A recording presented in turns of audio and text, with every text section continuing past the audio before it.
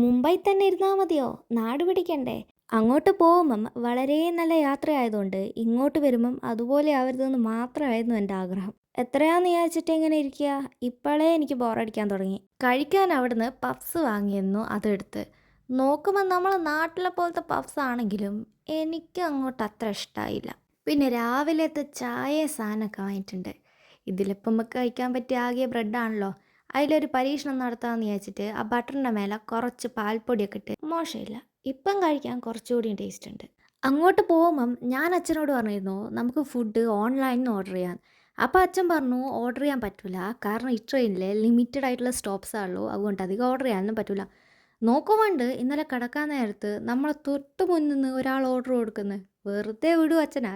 കുറേ നേരം പാട്ടെല്ലാം കേട്ടുനിന്ന്. പിന്നെയാണ് എനിക്ക് ഓർമ്മ വന്നേ, ഞാൻ എൻ്റെ ടാബിലൊരു മൂവിയെല്ലാം ഡൗൺലോഡ് ചെയ്ത് വെച്ചിരുന്നു കാണാൻ. അങ്ങനെ അതെടുത്ത് കണ്ടു. അങ്ങനെ അവസാനം കാത്തിരിപ്പിന് ശേഷം നമ്മൾ ഓർഡർ ചെയ്ത ഫുഡ് എത്തിയിട്ടുണ്ട്. കരിമ്പും കാട്ടിലും കയറിയ പോലെയായിരുന്നു അവസ്ഥ. ലഞ്ചൊന്നും ട്രെയിനിന് റെഡി ആവാത്തതുകൊണ്ട് ഉച്ചക്കത്തെല്ലാം കഴിച്ചു വെച്ചിട്ടുണ്ട്. അങ്ങനെ ഫുഡെല്ലാം കഴിച്ച് കഴിഞ്ഞ് കുറച്ച് മധുരം കഴിക്കാൻ തന്ന പാൽപ്പൊടിയൊക്കെ ഉണ്ടായിരുന്നു, അതെല്ലാം ഞാൻ കഴിച്ച്. അങ്ങനെ കഴിക്കലും കുടിക്കലൊക്കെ കഴിഞ്ഞ് 3 മണിയാകുമ്പോഴത്തേക്കും നമ്മൾ സ്റ്റേഷൻ എത്തിയിട്ടുണ്ട്. അങ്ങോട്ട് പോകുമ്പോൾ ട്രെയിൻ ലേറ്റ് ആണെങ്കിൽ ഇങ്ങോട്ട് വരുമ്പോൾ ട്രെയിൻ നേരത്തെയായിരുന്നു. അങ്ങനെ ദേ നമ്മളെ കാറിലെത്തി. പോകുന്ന വഴിക്ക് നല്ല മഴയായിരുന്നു. വീട്ടിലെത്തിയിട്ടും ആ ട്രെയിനിൻ്റെ എഫക്റ്റ് അങ്ങോട്ട് പോയിക്കില്ലായിരുന്നു. അപ്പം എന്നാൽ അത്രയേ ഉള്ളൂ. ബായ്.